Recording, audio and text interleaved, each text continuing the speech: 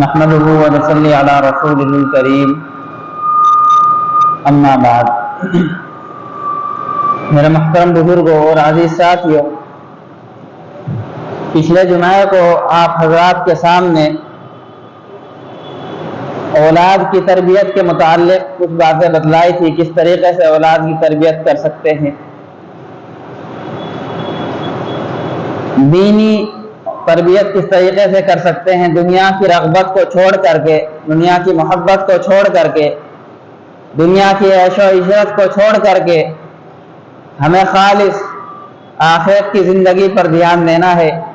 یہ دنیا دار الاسباب ہے، صرف یہاں پر ہم جو عمل کریں گے وہ ہمیں آخرت میں ملے گا۔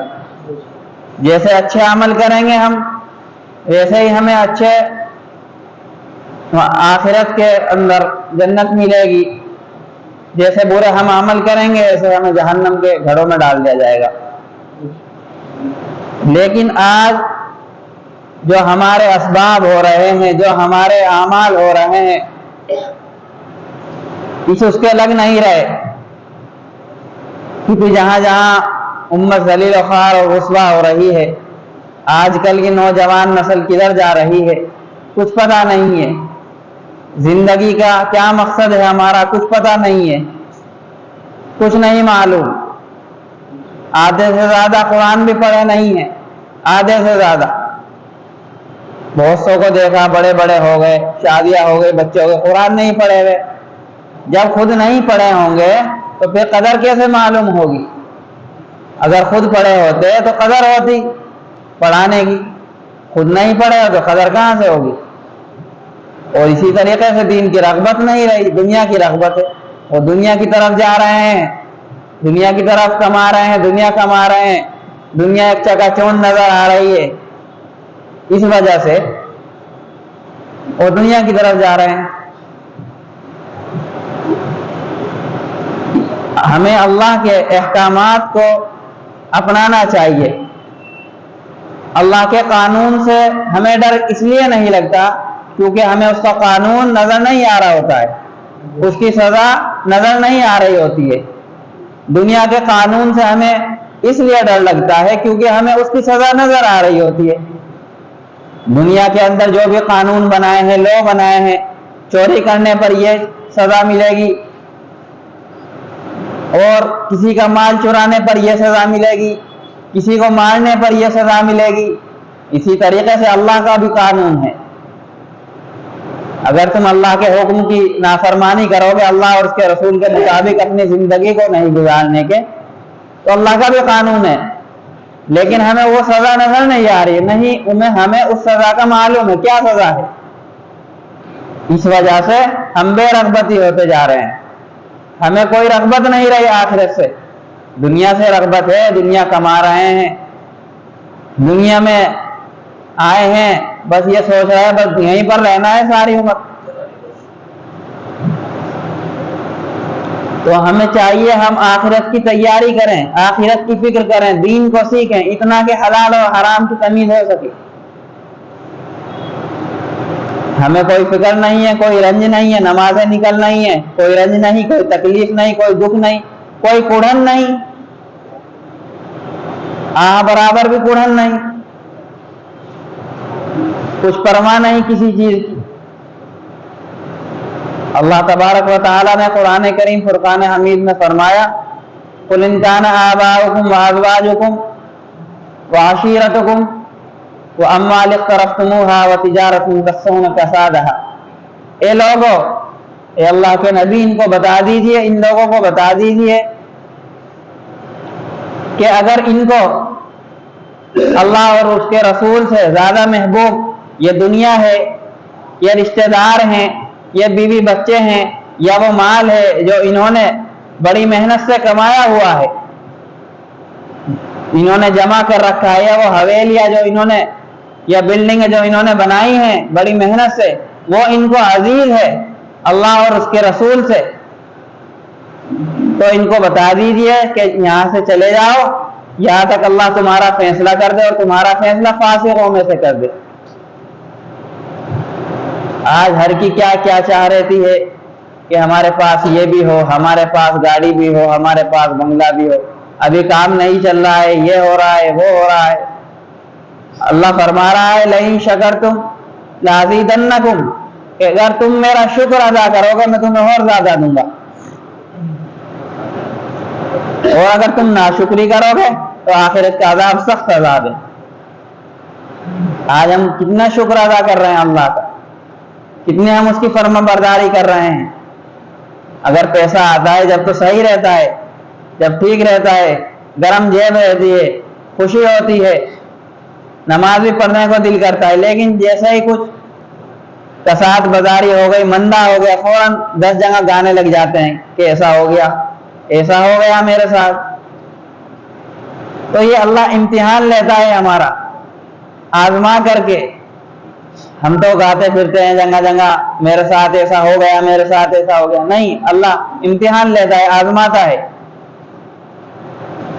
کہ دیکھو تو صحیح، میں نے اس کو مال دیا جب تو یہ خوش ہوا، نمازیں بھی پڑھی، لیکن اب میں نے اس سے تھوڑا چھین لیا آزمانے کی خاطر، یہ ناراض ہو گیا، جگہ جگہ گاتا پھر رہا ہے، نہ نماز میں آ رہا ہے نہ مسجد میں آ رہا ہے۔ دیکھو تو صحیح ہے آتا ہے یا نہیں آتا ہے؟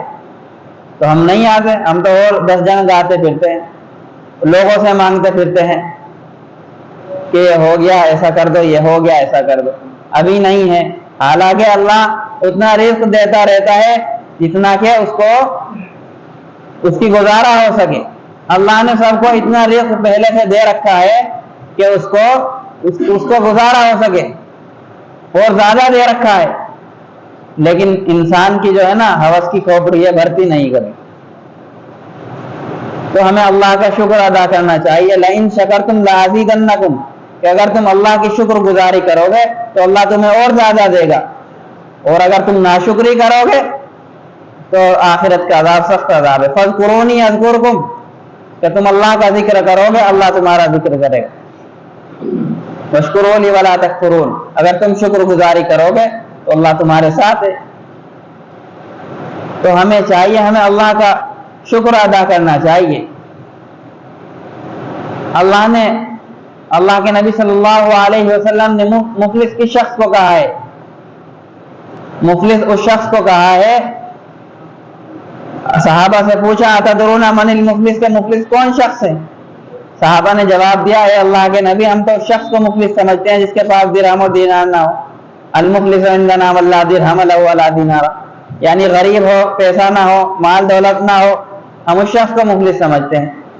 اللہ کے نبی نے کہا نہیں، میری امت کا مفلس وہ ہوگا جو کل قیامت کے دن بہت سارے اعمال لے کر آئے گا، بہت سارے حج اور بہت سارے روزے لے کر آئے گا، اور بہت سارے عمرے حج لے کر آئے گا، لیکن اسی کے ساتھ قد ہذا، فلاں شخص کو گالی دی تھی، وَأَكَلَ مَالَهَا، فلاں شخص کا مال کھایا تھا۔ یہ سب کے سب اللہ کے حضور میں، اللہ کے دربار میں پیش ہوں گے، یا اللہ اس نے میرے ساتھ ایسا کیا تھا، یا اللہ اس نے میرے ساتھ ایسا کیا تھا۔ تو اللہ کہیں گے اس کی نمازیں تم لے جاؤ۔ دوسرا آئے گا، یا اللہ اس نے میرے ساتھ ایسا کیا تھا۔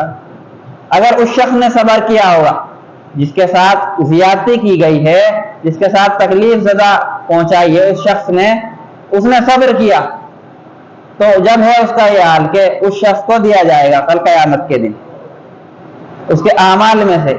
لیکن جب دعوے دار اب بھی باقی ہوں گے، اس کے سب اعمال لے لیے جائیں گے، لوگ اتنے ہوں گے، اس نے لوگوں کو اذیت تکلیف اتنی دے رکھی ہوں گی کہ وہ سب اس کے اعمال ختم ہو جائیں گے، یہاں تک کہ ان لوگوں کے گناہ جو ہوں گے اس کے اوپر ڈال دیے جائیں گے، اولئک الذین لیس لہم فی الآخرۃ الا النار، اور اس آدمی کے لیے سوائے آگ کے کچھ نہیں ہوگا کل قیامت کے دن۔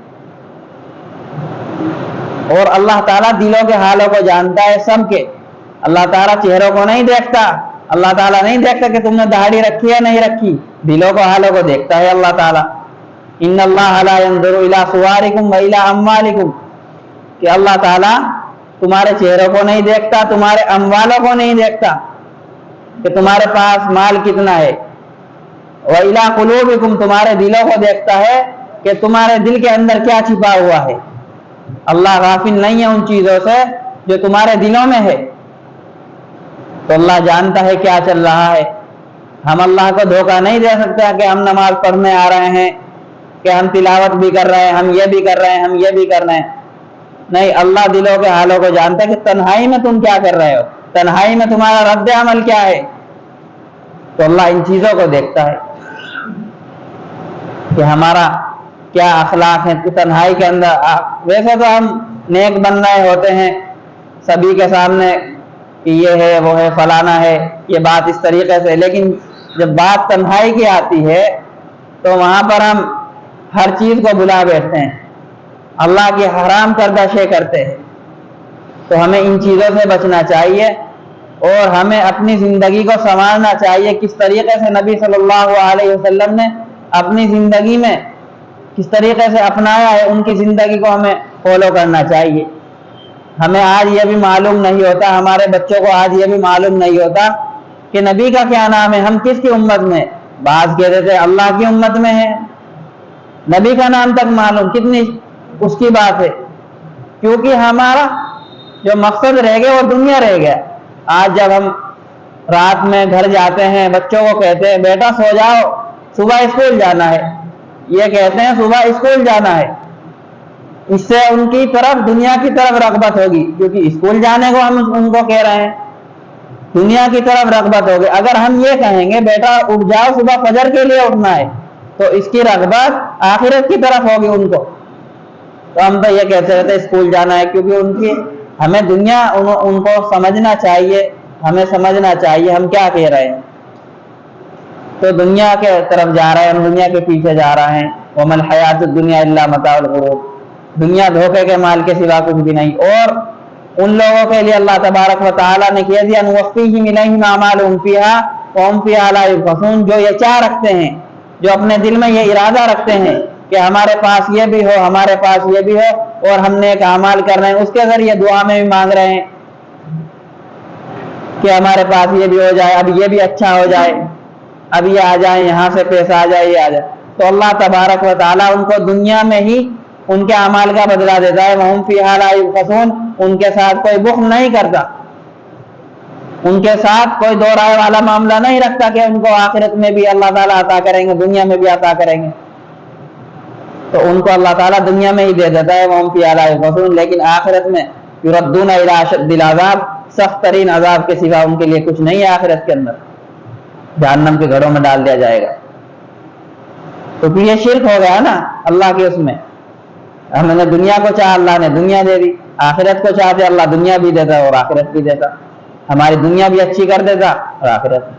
تو ہمیں سمجھنا چاہیے، ان باتوں پر عمل کرنا چاہیے، اپنی اولاد کی اچھی سے اچھی ہمیں تربیت کرنی چاہیے، خود نہیں پڑھے پڑھنے کی کوشش کرنی چاہیے، اتنا کہ حلال و حرام بھی ان کو تمیز ہو سکے آگے چل کے. آج نہ ادب رہا بڑوں کا، نہ چھوٹوں پر شفقت رہی. کس وجہ سے؟ یہی چیز کوئی یونیورسٹی کوئی کالج نہیں سکھاتا کہ آخرت میں کیا ہوگا، موت کے بعد کیا ہوگا. یہی دین کی تربیت ہے کہ یہ سکھاتی ہے کہ آخرت کے بعد کیا ہوگا. تو ان باتوں پر ہمیں عمل کرنا چاہیے. اللہ تبارک و تعالی ہمیں عمل کرنے کی توفیق عطا فرمائے. وآخر دعوانا الحمدللہ رب العالمین.